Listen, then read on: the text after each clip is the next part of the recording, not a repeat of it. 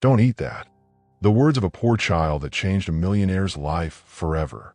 The air was dense with the scent of wealth, an intoxicating blend of expensive colognes, fresh roses imported from France, and the faintest whisper of old money. Crystal chandeliers hung from ceilings that seemed to touch the heavens, reflecting a sea of gold, marble, and power. Laughter echoed, not the genuine kind, but the forced, rehearsed laughter of people who had mastered the art of pretending. This was the Sovereign Gala, the most exclusive gathering of the city's elite. A place where fortunes were flaunted, alliances were forged over champagne, and the poor, well, the poor simply didn't exist here. Not even as a concept. And yet, a scream. Sharp. Unmistakable. Don't eat that. The words sliced through the glamorous noise like a knife through silk. Conversations halted mid-sentence. Champagne flutes froze inches from lips glossed with vanity. A collective gasp rolled across the room like an invisible wave. Heads turned, necks craned, eyes widened, and there he was. A boy, a child, no older than 8 or 9, barefoot, skin darkened not by sun but by days, maybe weeks of dirt, clothes reduced to scraps clinging desperately to his frail frame. Hair matted, eyes, oh those eyes, wide, terrified but burning with a kind of desperate bravery that didn't belong in someone so small. He stood, trembling by the velvet rope that separated them from everything else. A boundary no one like him was supposed to cross. Yet here he was. The murmurs began instantly. What the hell? Who let that in here? Disgusting. Where's security? This is unacceptable. But none of that mattered. Not to him. Not now. His tiny, cracked lips opened again, voice shaking but loud enough to reach the man sitting at the center of attention. They're trying to poison you. Silence. Complete, suffocating silence. A few laughed nervously, thinking it was some kind of prank. Others pulled out their phones, sensing this scandal would be trending within minutes. Some scoffed, shaking their heads, whispering about how the city has gone to hell. But the man sitting there, he didn't laugh. In fact, for the first time in years, a chill crept up his spine. His hand froze midair, just inches from his crystal wine glass. The deep, red liquid inside shimmered under the chandelier's glow, now looking less like wine and more like blood. His eyes narrowed, scanning the boy with suspicion, anger, and something else he couldn't yet name. The host of the night, the king among kings, the man whose name opened doors and shut mouths. His suits were stitched with threads imported from Milan. His shoes, custom-made crocodile leather. His cufflinks alone were worth more than the average home. He stood, slowly. Every eye followed. The air felt heavier now, like the oxygen itself knew something terrible was about to happen. His voice, cold as marble, controlled, calculated, yet with an undertone of venom. "Oh, let this filthy little rat inside." The boy flinched but didn't back down. His fists clenched, his breathing shallow, but his eyes, they stayed locked onto the man. I heard them say it. Last night, behind the kitchen, they said they'd poison your drink. Please, don't drink it. Another wave of laughter broke out, forced, awkward, masking fear, masking discomfort. Security. Get this trash out of here, barked one of the guests. This is a disgrace, shouted another. 2 towering security guards began pushing through the crowd, their suits tight around muscles trained to remove problems, not ask questions. But the man didn't move. His eyes shifted from the boy to the glass of wine, then back to the boy. His instincts, honed from years of ruthless business deals, whispered something unfamiliar. Listen. Then, as if on cue, a piercing scream from the far corner. A woman collapsed, her hand trembling, spilling the same wine she had just sipped. Her body convulsed. Chaos exploded. Chairs fell. Glass shattered. People screamed. The same guests who had seconds ago scolded the boy were now scrambling, knocking over tables, stepping over one another in desperation to escape. Somebody call an ambulance. She's not breathing. Oh my God, oh my God. The security guards froze. The man's blood ran cold. And the boy, he just stood there, watching, breathing heavily, his tiny chest rising and falling as if he had just outrun death itself. The man's eyes slowly traveled back to his untouched glass of wine. A single drop slid down the stem. Red, smooth, sinister. Screams echoed. People scrambled, tripping over designer heels and stepping on $1,000 shoes. Waiters dropped silver trays, sending crystal glasses crashing to the marble floor. The illusion of control shattered. The facade of elegance ripped to pieces in seconds. And in the eye of the storm, silence. He stood there, the man, perfectly still, his hand trembling just slightly, something that hadn't happened in decades. His gaze was glued to the glass of wine, as if it had transformed into some cursed object. His mind raced, calculating, dissecting, trying to make sense of what was unfolding before his very eyes. Poison. The word reverberated inside his skull, louder than the chaos surrounding him. Security guards froze mid-step, exchanging looks. Should they throw the kid out? Or, no one had trained them for this. This has to be a coincidence, he told himself. A woman collapses. Okay, but poison? Ridiculous. Ludicrous. But even as his logical mind argued, his gut twisted. An unfamiliar sensation for someone who had spent his entire life controlling every outcome. His jaw clenched. He shot a deadly glare toward the boy, who was now breathing hard, but hadn't moved an inch. Despite his trembling frame, the child's eyes remained steady, filled with something terrifyingly pure. Truth. Then a voice, shrill, panicked, pierced through the chaos. She's not breathing. Oh my God, she's not breathing. People circled the fallen woman, unsure whether to help or flee. Someone was frantically dialing emergency services. Another guest screamed, "Lock the doors. No one leaves." As if that would somehow contain the poison or the scandal. The man inhaled sharply. His eyes snapped toward the waiter who had served him the wine. But the waiter was gone, vanished, nowhere in sight. No, this isn't just coincidence. He straightened his suit jacket, his fingers betraying him with the slightest tremor. His eyes, sharp like blades, scanned the room, calculating, hunting. Years of dominating boardrooms and crushing competitors had sharpened him into a predator. But this was a hunt of a different kind. Then, slowly, deliberately, he turned toward the boy. His polished shoes echoed ominously against the marble floor with each step. The crowd, now realizing something far darker was happening, parted instinctively as he approached the child. Dead silence. Face to face now. The man towered over him. Power, wealth, and authority oozing from every pore. The boy, dirty, fragile, trembling, yet standing his ground. Their worlds had never been meant to collide. And yet, here they were. Speak. His voice was low, icy, lethal. What do you know? The boy swallowed hard. His lips quivered, but he forced the words out. I heard them. Last night, I was behind the kitchen, looking for food. His eyes darted around, as if expecting someone to silence him at any second. Two men, they said they were going to. His voice cracked. Poison your drink. They said it was coming from someone who. Suddenly, the boy flinched. His eyes shot to a shadow near one of the columns. Someone was there, watching, hidden, listening. The man caught the glance instantly. His head whipped toward the column. But just as his eyes locked on the shadow, it vanished. Gone. Did you see that? He barked to the security guards. Someone was there. The guards, startled, stumbled toward the column, but it was too late. Whoever had been there had disappeared into the chaos. A cold realization settled over him. This was planned, carefully, deliberately, and whoever was behind it was still here, watching, waiting. His heart pounded, but his face remained carved in stone. Years of ruthless negotiations, lawsuits, betrayals. None of it compared to the dread seeping into his bones now. Who sent you? He hissed at the boy, voice dropping into something far darker. Who do you work for? The boy's eyes widened in horror. And no one. I swear, I live on the street. I just heard them. Please, I just wanted to help. I swear. Tears welled up, but it wasn't the pitiful cry of manipulation. It was raw, terrified, honest. The man studied him, deep lines forming on his forehead. His mind battled between two instincts, destroy or believe.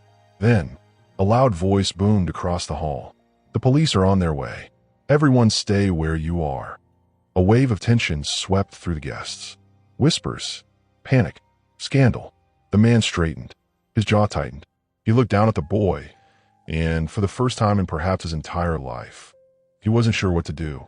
But he knew one thing. Whoever did this, they were in this room, right now, watching him, waiting. Blue and red lights flickered in the distance.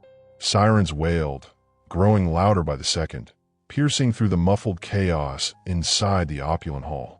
The guests, the untouchable elite, were now reduced to trembling shadows of themselves. Their diamonds, designer suits, and seven-figure watches couldn't shield them from the realization settling in. Danger didn't care about wealth. The man stood motionless, arms crossed, his back straight like a blade. But inside, a war raged. His mind, normally a precise, calculating machine that never missed a single detail, now felt like a battlefield. Chaos tangled with fear, suspicion, and something far worse, uncertainty. His eyes never left the boy. Who was he? Why him? Why now? The child stood small but defiant. His ragged breathing made his frail chest rise and fall rapidly. His hands trembled at his sides, dirt caked beneath his fingernails. His eyes darted around, scanning every face in the room, every shadow, every possible escape or threat. The sirens grew louder, closer, and then the heavy wooden doors burst open. Boom! 3 uniformed officers stormed in, weapons drawn but lowered, followed by 2 detectives in plain clothes, their badges flashing. One of them, mid-40s, sharp eyes, neatly trimmed beard, immediately commanded the room. His presence wasn't just authoritative, it was suffocating. "Everyone stay exactly where you are. Nobody moves until we get statements." Clear, murmurs, nods, terrified compliance. The detective's eyes scanned the chaos, the broken glasses, the woman now conscious but barely able to sit up, shaking uncontrollably in a corner. The crowd of trembling billionaires, clinging to their champagne glasses like lifebuoys on a sinking ship. And then, his eyes landed on them. The man, towering, unflinching, radiating power, even in the face of disaster. And the boy, small, broken, out of place, a glitch in the matrix of perfection. "You." The detective pointed directly at the man. "You're the target, correct?" A slow, measured nod.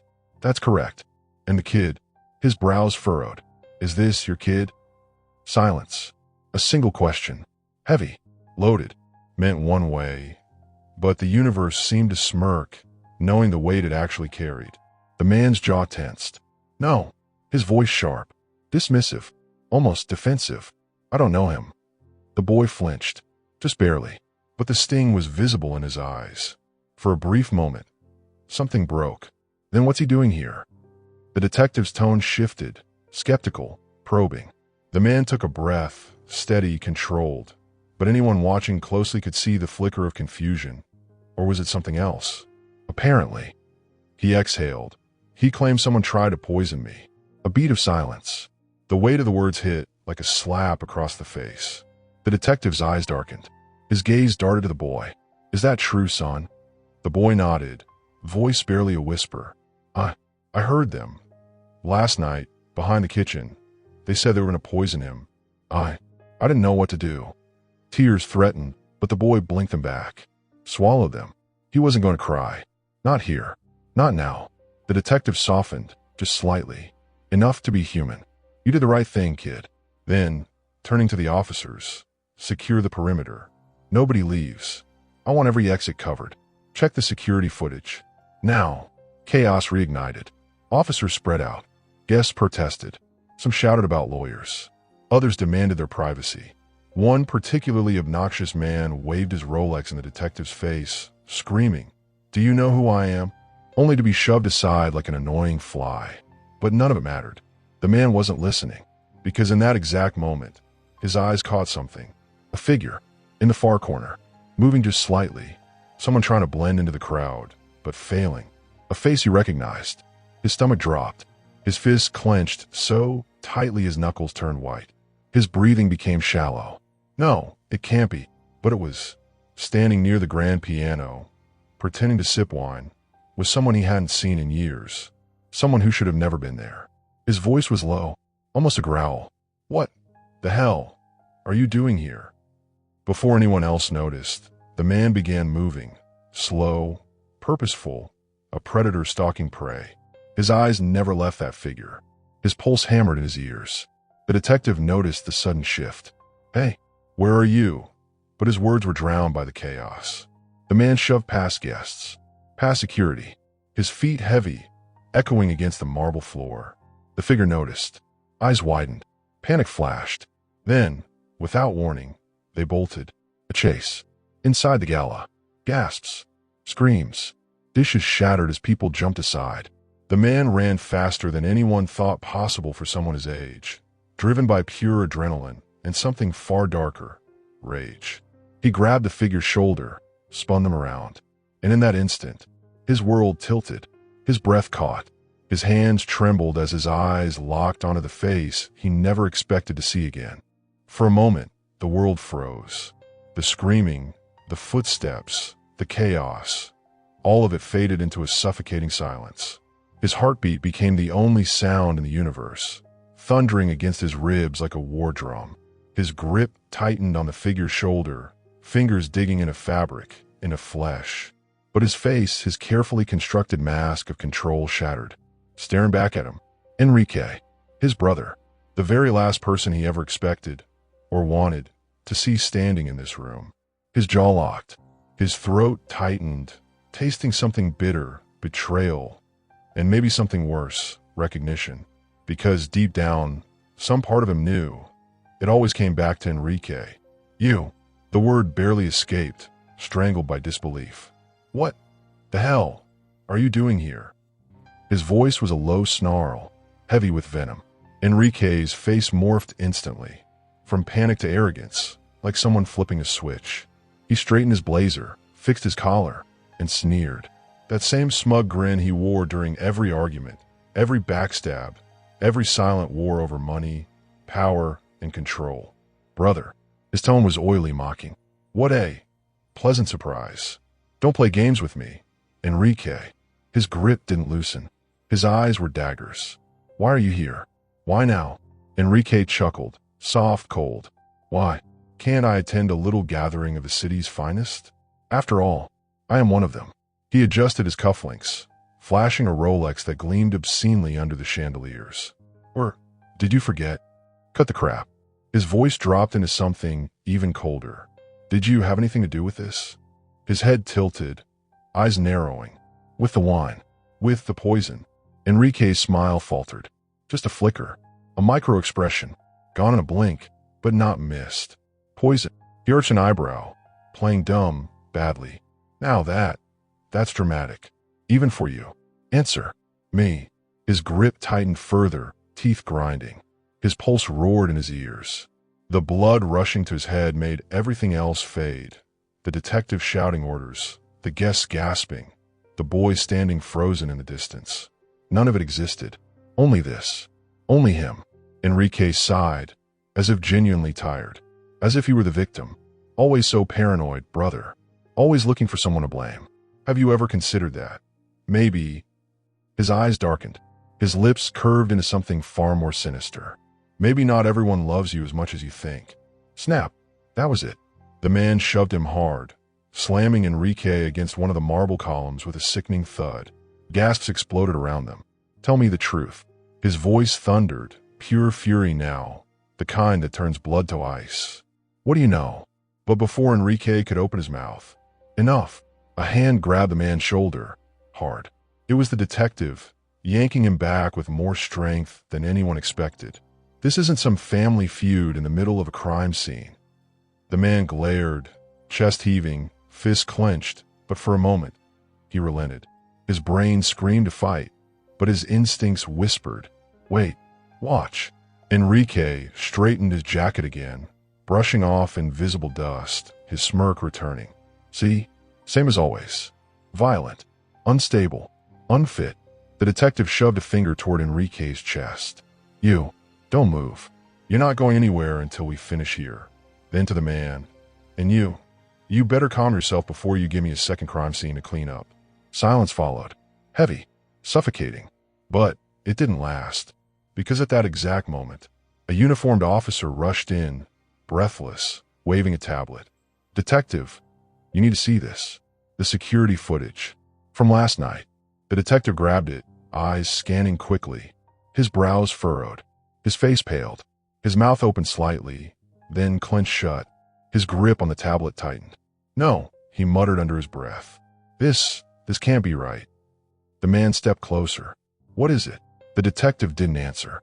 His face twisted with disbelief. He turned the screen toward them, and there it was. A grainy image. Security footage from the back entrance of the venue. Recorded the night before. Two men, standing in the shadows, whispering. One of them, unmistakably, was a waiter. The man's blood ran cold. His entire body tensed as if the earth itself had just collapsed beneath his feet. His throat dried instantly, because the other figure, the one giving instructions, was someone he knew. Someone who had no reason, no business, being involved in something like this. Someone from his past. A ghost. A mistake he thought was buried forever. His voice cracked, barely a whisper. "No, it can't be." The image on the tablet trembled slightly, not because the video was unstable, but because the detective's hands were. The grainy footage played on loop. Two figures. One clearly the waiter, the same waiter who had vanished minutes ago without a trace. The other, the man's stomach twisted, his jaw locked so tight it hurt, his hands balled into fists, nails digging into his palms. His mind screamed, refusing to believe what his eyes were showing him. No, it couldn't be. It shouldn't be. Not her. The woman on the screen, hidden in shadows but unmistakably her, stood with a posture of someone who didn't belong among servants.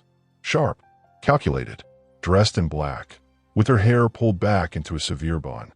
Her silhouette hadn't changed. Her movements, precise, purposeful, still carried that same elegance mixed with danger. The waiter leaned in. Her lips moved. The detective increased the audio gain, but it was muffled, barely intelligible. Still, one word cut through the static. Clear, sharp, cold, poison. The tablet slipped slightly in the detective's hands. Gasps echoed around them. Enrique stiffened. His smug smile evaporated. His eyes darted toward the screen, then quickly away, as if looking directly at it might burn him. The man's throat dried. His lips barely moved as the name escaped. Isabella, a name he hadn't spoken in over a decade. A name that was supposed to be buried in the ruins of his past. The detective turned sharply.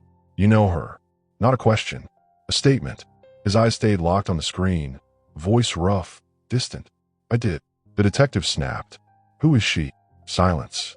A silence so heavy it crushed the air from the room. He swallowed hard, his gaze distant as memories, painful, violent, suffocating, resurfaced. She was... His voice cracked. "She used to be my..." Spit it out, the detective pressed. But before the words could leave his mouth, "Lover." The voice didn't come from him. It came from behind. Everyone turned. Enrique. His voice was calm, but his smile was venom. She was his lover. He crossed his arms, leaning lazily against the column. Many, many years ago, before he decided she wasn't, how shall we say, high class enough to keep around. The man's fist clenched. His head snapped toward Enrique, eyes burning. "Shut your mouth." Enrique shrugged, as if this was just another day in their lifelong war. "You should have married her, brother. Maybe then she wouldn't be, you know." He gestured lazily toward the tablet. "Plotting your death." "Enough." The detective's voice cut through like a blade. "I want answers. Now." The man exhaled, sharp, ragged. He dragged a hand down his face, as if wiping the years of regret from his skin. Years ago. His voice was lower now.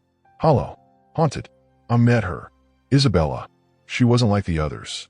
She was wild, brilliant, untouchable, dangerous." A pause.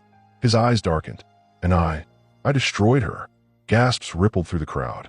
Even the boy, who had remained silent, watching from a corner, stiffened, eyes wide, absorbing every word like shards of glass. "I humiliated her." The man continued, voice laced with something between guilt and rage. "I left her, tossed her aside like she was nothing. Because she didn't fit. His jaw trembled. She didn't fit into this world. He gestured bitterly at the room, at the chandeliers, the marble floors, the diamonds hanging from terrified necks. My world. The detective's eyes narrowed. And now she's back. A bitter laugh escaped him, one that wasn't really a laugh at all. Oh, she's back all right. The detective paced, processing, piecing it all together. You think she's behind this? Before he could answer, she is. It was the boy. His voice, small but clear, firm, unshakable. Every head turned. He stepped forward, fists balled, dirt-smudged face tilted upward with defiance. I saw her. Last night. She was with the waiter. She gave him something. A little bottle. I didn't understand at first, but he swallowed, his voice cracking slightly. I heard her say it. I heard her say, make sure he drinks it. The room exploded in gasps. Some guests backed away instinctively, as if the mere mention of the plot might poison them too. The man's heart thundered. His eyes locked onto the boy. This child who had, somehow, thrown himself between life and death for someone he didn't even know. Or, a creeping thought slithered through his mind. Or did he? But before he could unpack it, boom! A deafening explosion shook the building. Screams erupted. Glass shattered. The chandeliers trembled. The floor itself seemed to jump. Down! Everyone get down! The detective roared. Smoke poured into the room from the eastern wing. Chaos erupted like wildfire. Guests screamed, sprinting toward exits. Officers shouted commands drowned by terror. The man's eyes widened. He spun, scanning wildly. Where's the boy? But the boy was gone. Smoke filled the air, thick and suffocating, swallowing the chandeliers, the velvet curtains, the marble columns, turning luxury into a nightmare. The flashing lights of the police cars outside cast eerie, broken shadows against the swirling gray, making everything look warped, distorted like a bad dream that refused to end. The man coughed, waving the smoke away from his face, his eyes burning. His lungs felt like they were filling with fire, but none of it mattered. His mind was fixated on one thing. The boy. Where is he? His voice tore through the chaos, raw, frantic, louder than he had ever heard himself. Has anyone seen the boy? No answer. Only screams. Footsteps. People trampling over one another. Glass shattering. He shoved past bodies, grabbing shoulders, shaking people. Did you see him? Where'd he go? A woman shrieked, pushing him away. Another man stumbled, coughing, falling to his knees. Nobody was listening. Nobody cared. Except one. The detective. His voice cut through the noise like a gunshot. Everyone outside. Move. Evacuate now. His hand shot toward the man. You. With me. Now. The boy. We'll find him. Move. The detective grabbed him by the jacket, yanking him toward the emergency exit, dodging falling debris as smoke continued pouring from the eastern wing. The two crashed through a side door, stumbling into the cold night air. Sirens screamed. Officers were already moving, setting up barriers, shouting into radios. Guests spilled out like frightened animals, faces pale, coughing, clutching their belongings like they were life preservers. But the man barely noticed any of it. His eyes scanned the chaos, wild, desperate. Where is he? Where is he? Hey! The detective grabbed him by the collar, forcing him to face him. Breathe. Look at me. Focus. The man's fist clenched, his breathing ragged. He's just a kid. His voice cracked, and for the first time in decades, maybe for the first time ever, the edge of panic trembled beneath his usually cold exterior. The detective's eyes narrowed. Listen to me. We're gonna find him. But right now, we've got a bigger problem. What? His voice was low, deadly. The detective pointed toward the building, specifically toward the eastern wing now engulfed in smoke. That wasn't an accident. His blood ran cold. You're saying, yeah. The detective's jaw tightened. Someone said that. Someone wanted to cover their tracks. Isabella. The word left his lips like poison. Maybe. Or someone working for her. But whoever it is, they're sending a message. The detective's eyes darkened. This isn't just about poisoning you anymore. This is something bigger. Way bigger. A sharp voice crackled through the detective's radio. Got movement at the north fence. Looks like a kid. Running. Alone. Both men froze. Their eyes locked. North fence. Go. The detective didn't wait for a reply. He bolted, sprinting toward the north side of the property. The man was right behind him, legs burning, lungs screaming, but none of it mattered. They rounded the corner, and there, in the distance, under the pale glow of the security lights, was a small figure, running. Fast. Too fast for someone so small. Mateus. The man's voice thundered, louder than sirens, louder than his own heartbeat. The boy's head snapped back. His eyes widened in terror, and instead of stopping, he ran faster. No, no, no, no. Why is he running? The man's voice cracked. Kid's scared out of his mind. The detective huffed as they sprinted. He probably thinks you're part of it. The words hit like a punch to the chest. No, no, he doesn't. He can't. But deep down, a voice whispered, you ignored him. You dismissed him. You humiliated him in front of everyone. Of course he thinks that. Of course he does. The boy darted between bushes, climbed the fence with an agility born from years surviving the streets. But as he jumped, his foot slipped. Crack! He hit the ground hard. The man's heart stopped. No, he sprinted faster, closing the gap. The detective right behind him, shouting into his radio, calling for medics.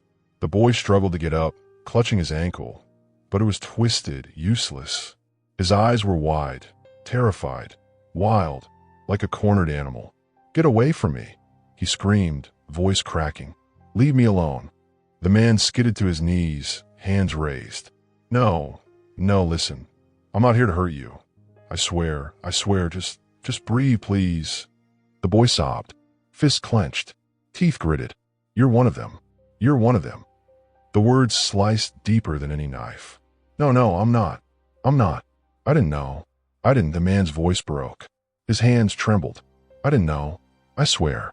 The boy's breathing was ragged, broken. His chest heaved. Tears streaked his dirt-smeared cheeks. The detective knelt beside them, his voice low, steady like talking down a bomb. Kid, you saved his life tonight. You hear me? You saved him. You're a hero. Nobody's gonna hurt you. Not while I'm here. Not while he's here. The boy's eyes flicked between them, distrust battling with exhaustion, fear battling with something else, something deeper. Why? His voice was small, fragile. Why would you care? The man swallowed hard. His vision blurred, not from smoke, not from pain, but from something he hadn't felt in so long. Guilt. Because. His voice cracked. His hands trembled. His heart pounded. Because you matter. You matter more than you'll ever know. But even as the words left his mouth, another realization crept in. Something terrifying. Something undeniable. Something he had ignored for far too long. There was more to this boy. Far more. And the truth was going to destroy him. The ambulance's flashing lights painted the night in pulses of red and blue. Paramedics knelt beside the boy, checking his ankle, wrapping it in a brace, their movements swift but gentle. The boy flinched at every touch, like a wounded animal unsure if the hands reaching for him were to help or to hurt. The man stood a few feet away, pacing, hands shaking, jaw locked. His pulse was a drumbeat in his ears, not from adrenaline anymore, but from something heavier, denser, dread. His eyes never left the boy. Every second that passed, that gnawing feeling in his gut grew sharper. A voice inside him, one he'd spent years silencing, whispered something he didn't want to hear. There's a reason this boy showed up in your life. This isn't a coincidence. The detective approached, hands on his hips, staring down at his notepad but barely reading it. His brow was furrowed deeper than ever. His jaw worked, chewing on thoughts, unspoken conclusions. The kid's stable, he said without looking up. Ankle sprained. Nothing worse. Physically, anyway. The man nodded, silent, still pacing. Good. His voice was strained, hollow, but the detective wasn't done.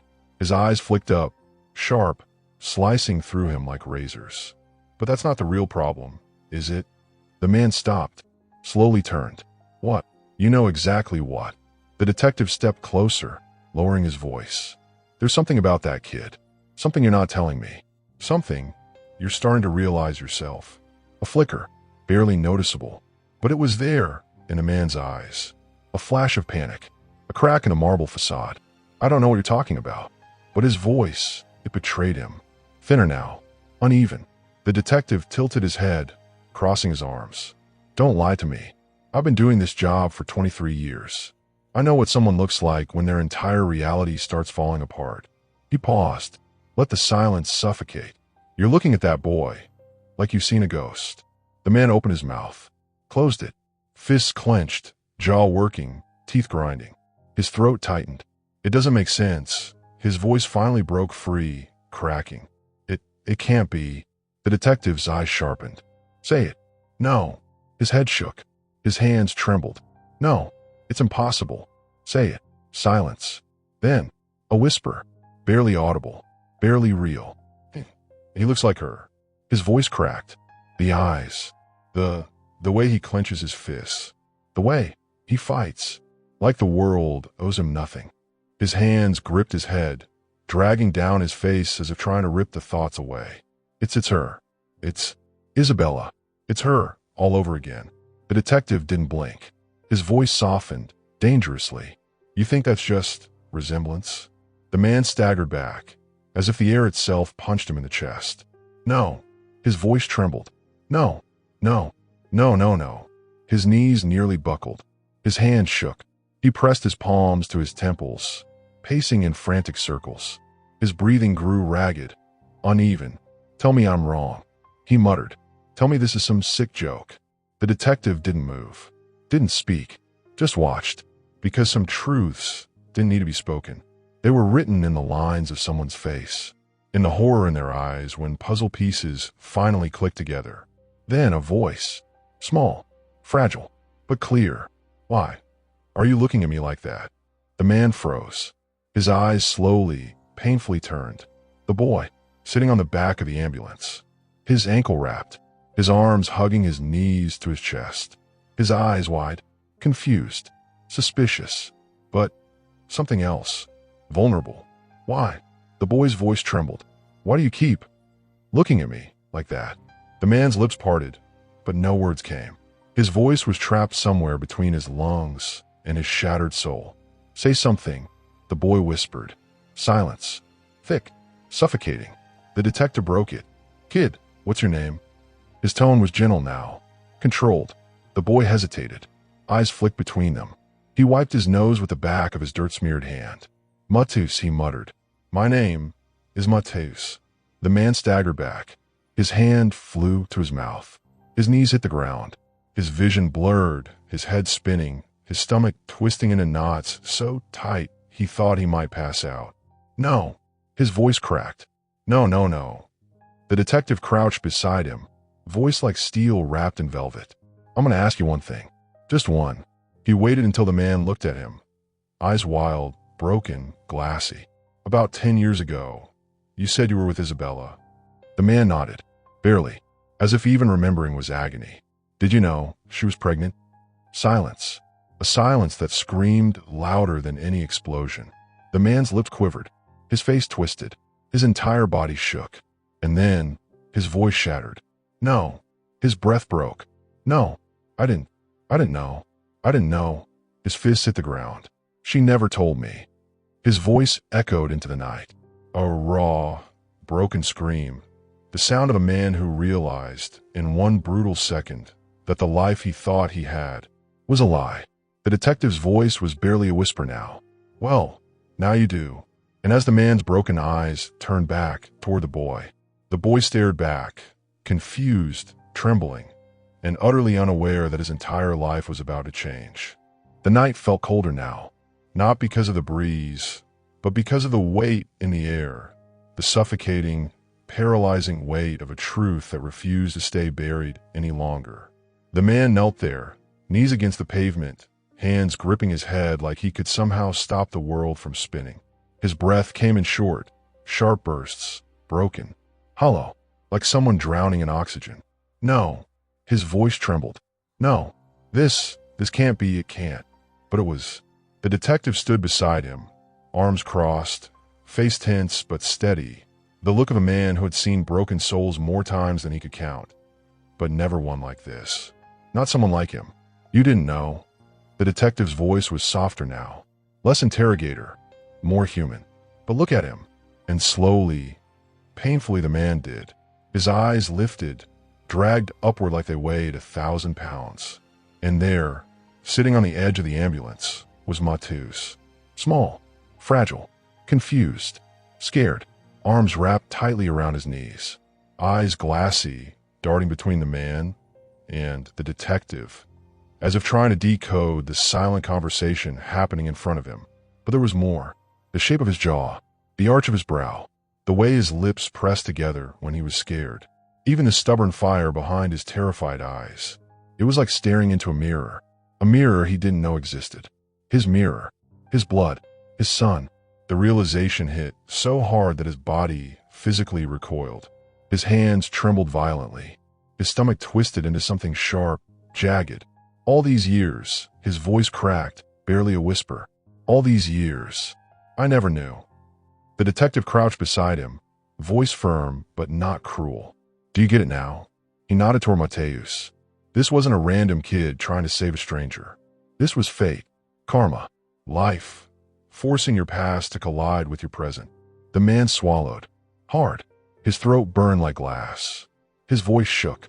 She never told me. Isabella, his hand dragged down his face. I left her like she was nothing. His vision blurred, not from the smoke, not from exhaustion, but from something far heavier. Regret, crushing, merciless, all-consuming regret. And now, the words barely left his lips. Now she's trying to kill me. The detective's eyes darkened.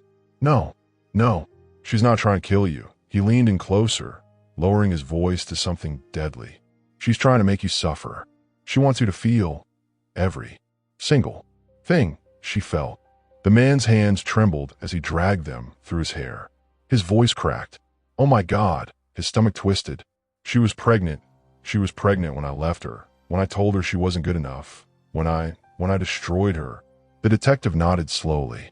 Yeah, you didn't just abandon her. His eyes flicked toward Mateus. You abandoned him.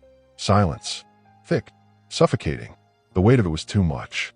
The man's body sagged, hands planted on his knees like his entire frame would collapse under the gravity of what he had done.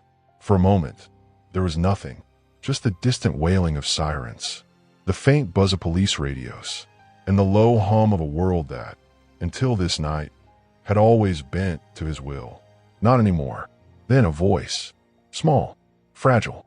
W.I. Why are you crying? The man looked up, and Mateus was staring directly at him. His head tilted slightly. His brows furrowed. His lips trembled. Why? His voice cracked. Why are you looking at me like that? Why are you crying? The man's lips parted, but no words came. His throat closed. His hands trembled. Because how do you tell a child who had survived the streets, who had been abandoned by the world, that the man who dismissed him, ignored him, humiliated him hours ago, was his father? His voice failed, crumbled, shattered. I don't know how to. But the detective didn't let him run from it. Not this time. Then figured out. His voice was sharp, final, because that boy deserves answers. He deserves the truth. From you. Right now. The man dragged a shaky hand across his face. Inhaled, exhaled, but it felt like breathing glass. He forced himself to stand. His legs felt like lead. His hands trembled so violently he had to shove them into his pockets just to hide it. Step by agonizing step, he closed the distance. Mateus shrank slightly, uncertain, scared. His fingers gripped the edge of the ambulance like a lifeline. The man crouched down, his voice barely above a whisper. Mateus. His throat closed again. He squeezed his eyes shut, shaking his head. I don't even know where to start. The boy's eyes watered, but his face remained strong, defiant, guarded. Start with the truth. His voice cracked. For once, the man's lip trembled. His next words felt like sandpaper scraping his soul. I think, I'm your. His voice failed. His lungs refused. A pause. His eyes filled with tears. And then, barely above a whisper, I think I'm your father. Silence. The longest silence in the history of silence. Mateus's face twisted. Confusion, disbelief, horror, colliding all at once. His lips parted, but no sound came. His hands trembled. His eyes widened. impossibly wide. No. His head shook violently. No, no, no. You're lying. You're lying. His hands flew to his ears. You're lying. His screams sliced through the night like a blade. The man lunged forward. Matus, please, listen to me. I swear to you. But the boy shoved him back. Don't touch me. His chest heaved. His entire body trembled. I don't want you. I don't need you. And then he ran into the night, into the shadows, disappearing into the darkness. The man staggered forward, collapsing to his knees. His voice cracked, shattered, broke into 1,000 pieces. No, no, please, come back, please. His hands clutched his hair, his chest, his throat. Anything to keep from falling apart. But it was useless, because nothing could stop it now. Nothing could stop the truth. The darkness swallowed him. The boy, Matus, disappeared in the night like a ghost.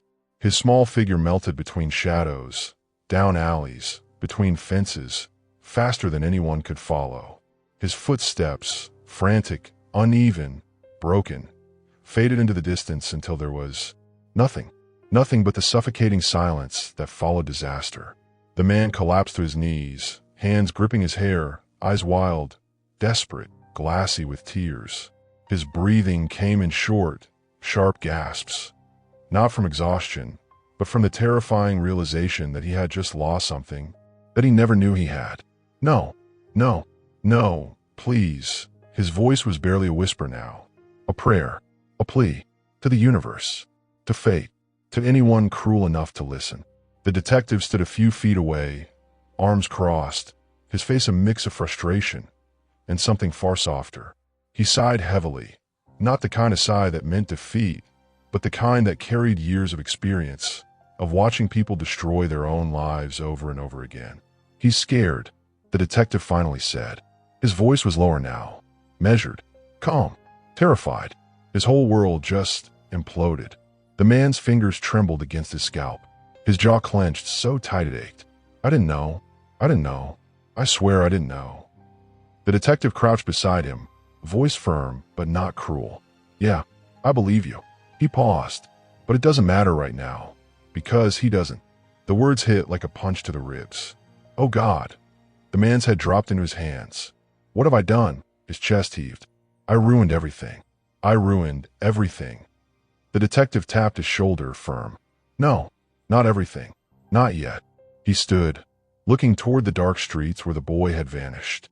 You still have a chance. But that chance, it's running. Right now. Out there. The man lifted his head, eyes wild. We have to find him. We have to. Yeah.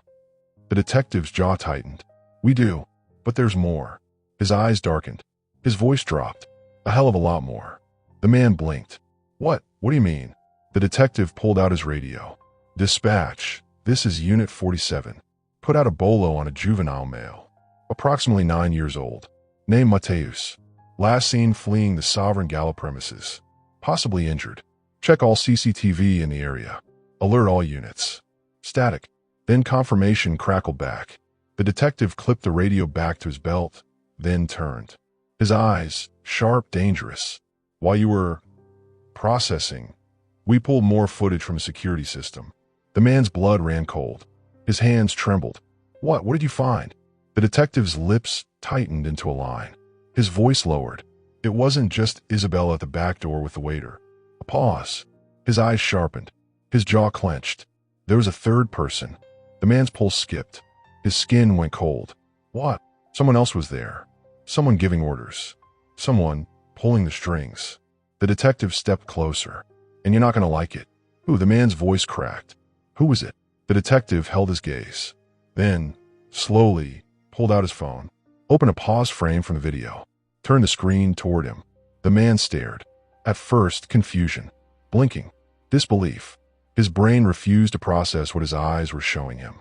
But then, horror. Real. Raw. Absolute. His knees buckled.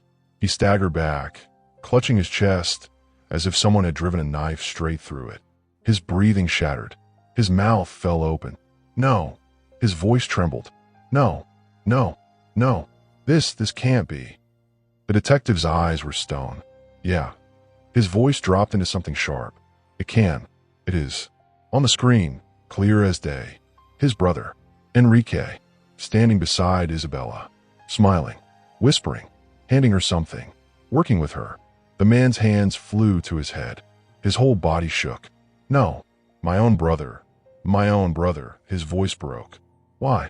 Why? The detective crossed his arms, jaw tense. You tell me. The man staggered forward, staring at the image like it was some demon crawling out of his past. His lips trembled. His fists clenched so tight his knuckles turned white. He wanted the company. He wanted my life. His eyes snapped toward the detective wide. Terrified. This isn't just about me. This is bigger. It's bigger. The detective nodded slowly. Yeah, much bigger. He glanced down the street where Mateus had disappeared. And while we're figuring that out, there's still a kid out there. Scared. Alone. Running. A heavy silence. The man inhaled. Sharp. Painful. His body still trembled, but something started to shift in his eyes. Determination. Then we find him, he said. His voice shook, but it was steel beneath the cracks. No matter what it takes. No matter how long it takes. We find him. The detective nodded once. Firm. Good. Because you got a hell of a lot to make up for. Both men turned, scanning the endless dark ahead, neither knowing that the next few hours would change everything. Forever. The city felt different tonight. The polished glass skyscrapers, the neon lights, the hum of luxury cars. It all seemed fake. Hollow. Like a cheap mask hiding the rot underneath. Somewhere out there, lost, scared, limping, was Mateus. A child who had spent his life surviving in the cracks of this city. A child who moments ago had learned that the man he despised, the man he feared, was his father. And now, he was gone. The man paced the sidewalk, eyes wild, hands trembling, scanning every shadow, every passing face, as if the boy could just appear. As if he might crawl out from behind a dumpster or a parked car or, "Where are you?" His voice cracked. "Where are you? Please." The detective stood beside him, phone to his ear, barking orders into dispatch. Check every camera on 7th Avenue. Check the metro stations, the bus terminals. Put out a welfare alert. Anyone sees a boy matching this description. I want to know. Now. The man's heart raced, every second feeling like an eternity. His mind spun with every horrible possibility. He's just a kid. His voice trembled. What if? What if something happens? What if? The detective spun, grabbing his shoulder hard. Stop. Don't go there. You want to help him? Keep your head. You lose it now. You lose him. The man clenched his jaw, nodding, but barely holding himself together. Suddenly, Unit 14, possible sighting, corner of 9th and Crescent. Small figure matching the description, heading westbound, alone. The detective's radio crackled. His head snapped toward the man. That's him. No more words. Both sprinted. Down the block. Past stunned pedestrians. Past restaurants and cafes and luxury boutiques that meant nothing now. The man's lungs burned. His legs ached. But he didn't care. Mateus. Please. Please be there. They rounded the corner. 9th and Crescent. And there he was. A small figure. Limping. Arms hugging himself. Head down. Trying. Desperately. To disappear into the night. Mateus. The man's voice cracked. Loud. Desperate. The boy froze. His body stiffened like he'd been shot. Slowly. Painfully his head turned. Their eyes locked. And in that moment, time stopped. For the boy, a flood of emotions slammed into him all at once. Anger. Betrayal. Fear. Confusion. His fists clenched. His teeth grit. His entire frame trembled. For the man, it was like staring into a mirror of everything he had ever destroyed. Mateus didn't wait. He bolted. And oh, please, Mateus, stop, please. The man sprinted after him, heart pounding, legs screaming, lungs on fire. Kid, stop. You're going to hurt yourself. The detective shouted behind him. But Mateus didn't stop. He pushed through people, darting between cars, ignoring horns, ignoring the pain shooting through his sprained ankle. His entire body screamed at him to stop. But his mind told him one thing. Run. He turned a corner. A dead end. Tall fences. Garbage bins. Brick walls. No way out. Mateus spun, chest heaving, eyes wide. Trapped. The man skidded to a halt a few feet away, hands raised. Please, please, don't run, don't, his voice cracked. I swear to you, I'm not here to hurt you. I'm not. Stay away from me. The boy screamed, backing against the wall. You lied. You all lie. Tears streamed down his face. His fists trembled.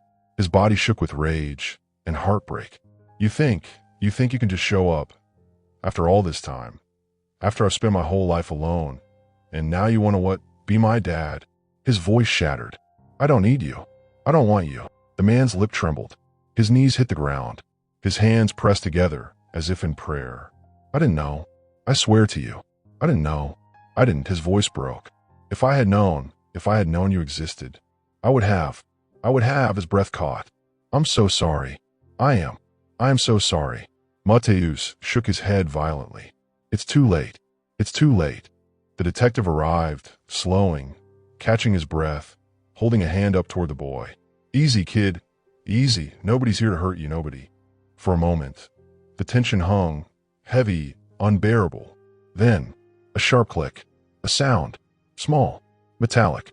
All heads turned, and there, standing at the mouth of the alley, was a figure, tall, dressed in black, face hidden beneath a hoodie, hands gloved, and in his hand, a gun. The figure stepped forward, slowly, calmly, weapon raised. Nobody move. The voice was cold, mechanical. Nobody move. The detective's hand inched toward his holster. Put it down. No. The figure's voice sharpened. This ends now. The man's eyes widened in horror. He lunged forward, instinctively trying to shield Mateus with his own body. No, please, don't. Mateus froze, his body trembling. His eyes locked on the barrel of the gun. His chest rose and fell, faster, faster, like his heart was about to explode. And the gunman's voice dropped to something even colder. She sends her regards. Bang! The gunshot ripped through the air like thunder, a deafening crack that seemed to tear the fabric of reality itself. For a split second, everything froze. No sound, no movement, just silence. And then, chaos. Get down, the detective roared, diving sideways, drawing his weapon in one fluid, practice motion.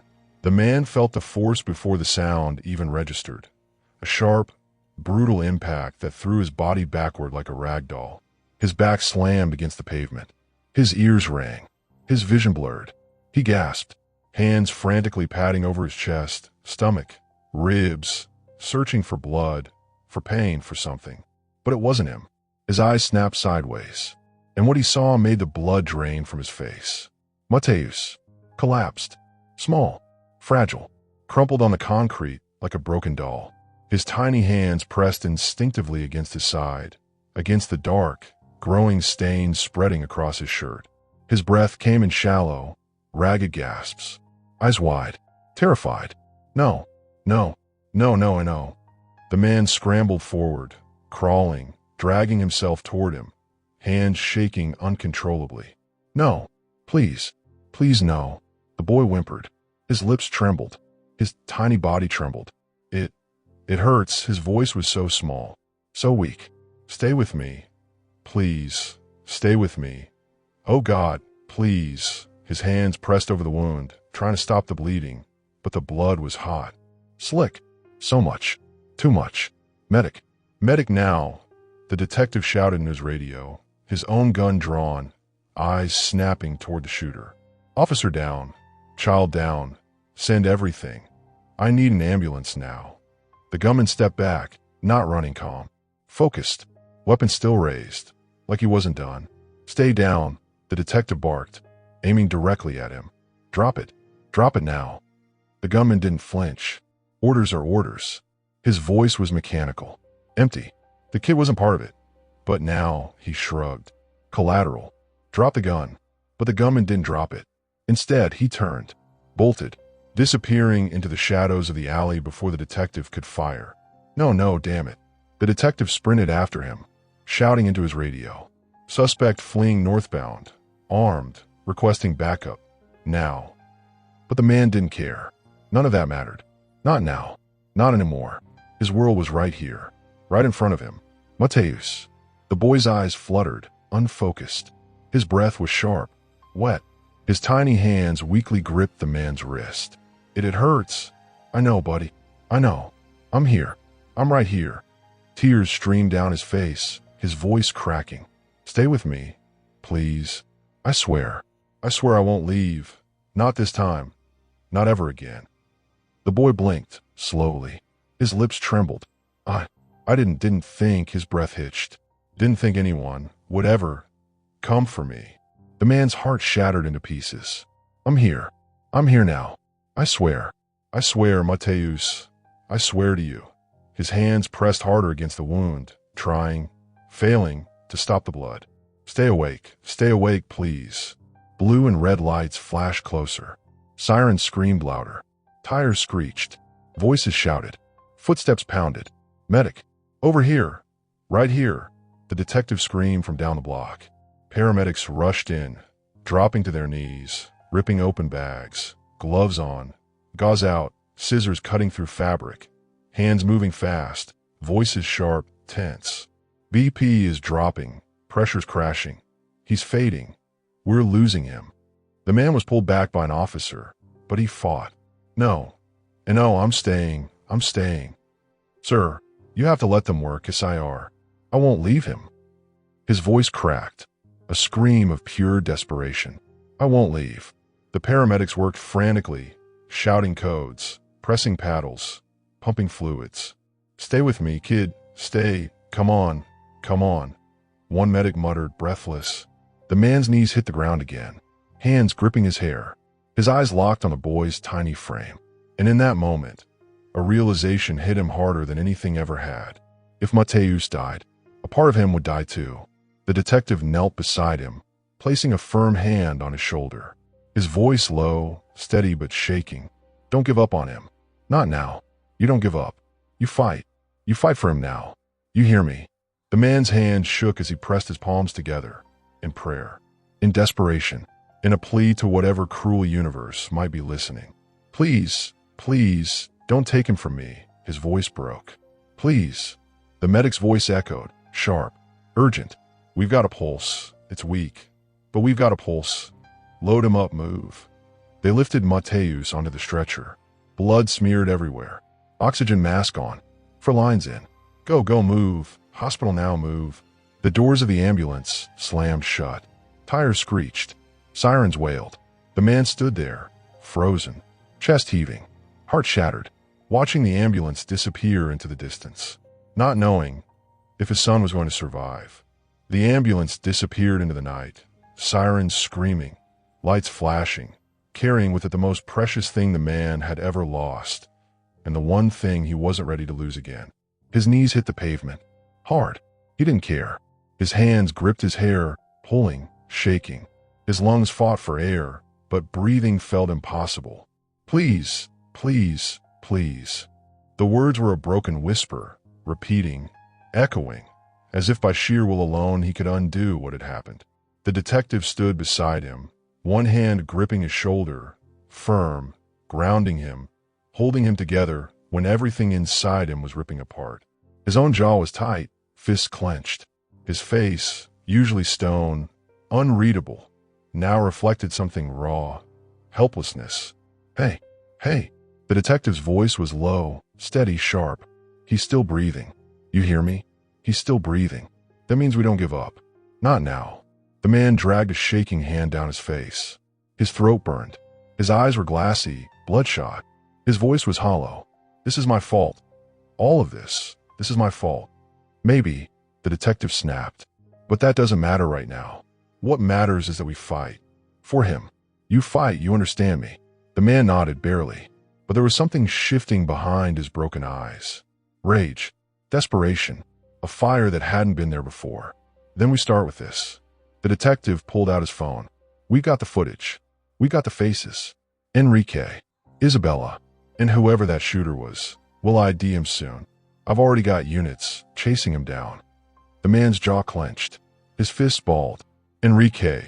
His voice was lower now. Dangerous. My own brother. Yeah. The detective's eyes narrowed. This was never just about poisoning you.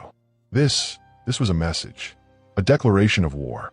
And that kid, he wasn't supposed to get caught in the crossfire. But now, he shook his head. Now it's personal, for all of us. The man staggered to his feet, chest heaving. Take me to the hospital. His voice cracked. I need to be there. I need to know. If his voice failed, his hands trembled, his throat closed. The detective nodded. Come on, cars this way. The ride was a blur. Neon lights, passing streets. None of it registered. The man sat in the passenger seat, fists clenched against his knees, jaw so tight it ached, eyes unblinking, staring at nothing. His mind spiraled with memories that weren't there, moments he had never gotten to have. A first birthday he didn't attend, first words he never heard, first steps, first scraped knees, first tears, first laughs, all stolen. And now, maybe, the chance to ever have them, stolen too. God, please, he whispered, palms pressed together, resting against his forehead. Please, don't take him from me, please. The hospital loomed ahead, blinding lights, emergency sirens, doctors rushing, nurses shouting codes. The detective slammed the door, leading him through the entrance. Mateus, 9 years old, gunshot wound. Where is he? A nurse flinched, pointing toward the double doors. Trauma Bay 3. But you can't. Move. The detective's voice brooked no argument. The man stumbled behind him, his legs barely functioning, his heart ready to explode. Through the doors, and there, behind the glass, a flurry of chaos. Doctors, nurses, blood, monitors, machines, a tiny body on the table, surrounded by hands working frantically. Tubes, wires, oxygen mask. His son. The man staggered back, his hand flying to his mouth. His knees buckled, his vision blurred. Oh God, oh God, oh God. He's crashing, BP's dropping. We're losing him, voices echoed. No, no, please, fight, Mateus, please. His fist trembled. His body shook uncontrollably. The detective grabbed him, forcing him upright. Look at me, look at me. You do not fall apart. Not now, not here. He needs you standing. He needs you breathing. You hear me. Tears streamed down the man's face. His breath hitched. His hands balled into fists. I can't lose him. I just found him. I can't. But the detective wasn't letting go. You fight. You stay standing. For him. Because if he's in there fighting for his life, then you damn well fight out here. Understand me. The man slammed his fist against the wall, leaning against it, trying to breathe, trying to hold himself together as the chaos unfolded behind the glass. Paddles, clear. Thump. Again, clear. Thump. The monitor flatlined. Beep, beep, beep. Then silence. A long, endless silence. The man's body slid down the wall. His hands gripped his hair. His mouth opened, but no sound came. No. His entire body trembled. His heart shattered. His mind split. No, please, no. The door burst open. A doctor stepped out, gloves covered in blood, his face grim, unreadable. Is he? The man's voice cracked. The doctor took a breath. His mouth opened. The doctor's voice pierced through the suffocating silence. We got him back. He's alive. For a few seconds, the words floated in the air like they didn't belong. The man's knees buckled. His hands trembled. His throat tightened so hard it hurt. His lungs finally allowed air back in, shaky, ragged, desperate. Tears flooded his eyes, streaming down his face, unstoppable. A sob escaped his lips, raw, broken, but laced with something he hadn't felt since the nightmare began. Hope. Thank you. Thank you. Thank you, he whispered, hands pressed together like a prayer, like a man on his knees before the universe itself. Thank you. The doctor gave a slow nod, exhaustion etched into every line on his face. He's critical, but he's stable. He made it through the worst. His eyes softened. He's strong, stronger than most adults I've seen on that table. The man wiped his face, breath shaking. Can I see him? Please. Yes, but just for a moment. When the door opened, the world outside ceased to exist. Machines beeped steadily. For bags dripped. Tubes, wires, oxygen.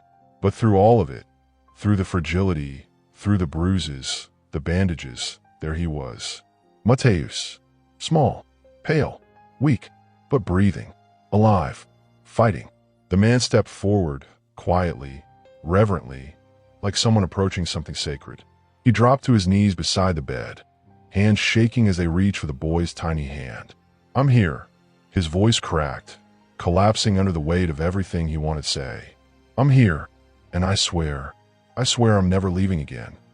His fingers gently wrapped around Mateus's. So small, so fragile, but warm, alive, a tiny flutter.